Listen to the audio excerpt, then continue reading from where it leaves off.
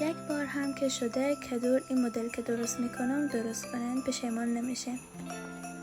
در قدم اول کدوخوار همراه پوست، اگر دوست داشتین بدون پوست خوب ریزه میکنه، خیلی نازک البته.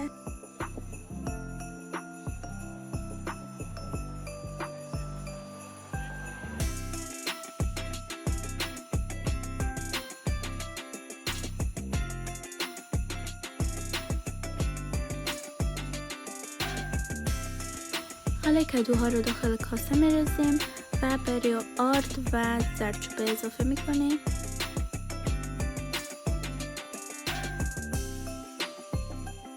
حالا همه رو با هم مخلوط میکنیم تا که یک دست بشه.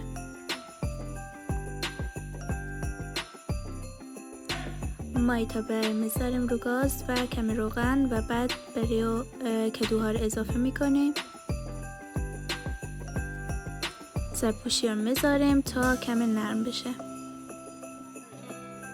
حالا سوسی آماده میکنیم که 2 عدد تخم مرغ نیاز داریم، کمی شیر نیاز داریم و مقداری آرد و جعفری.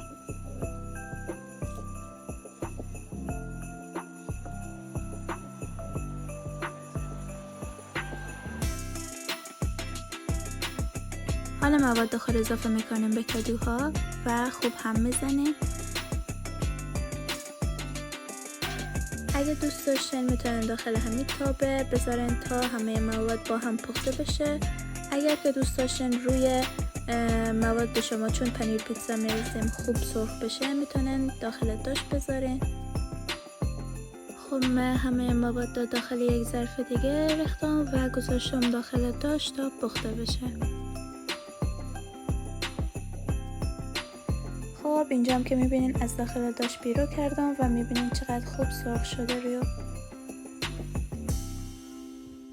تا یک ویدیو دیگه، خدا نگهدار.